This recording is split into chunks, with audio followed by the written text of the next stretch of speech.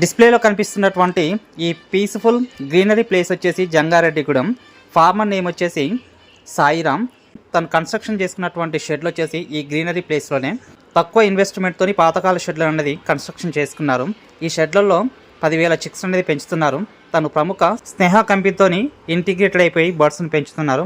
Last time batch వచ్చేసి 1.42 FCR తోని వచ్చింది. అంటే తక్కువ ఇన్వెస్ట్మెంట్ షెడ్లు కన్స్ట్రక్షన్ చేసుకొని ఎక్కువ లాభాలు అనేది పొందుతున్నారు. దీని యొక్క GC డీటెయిల్స్తోని మీ ముందుకు త్వరలో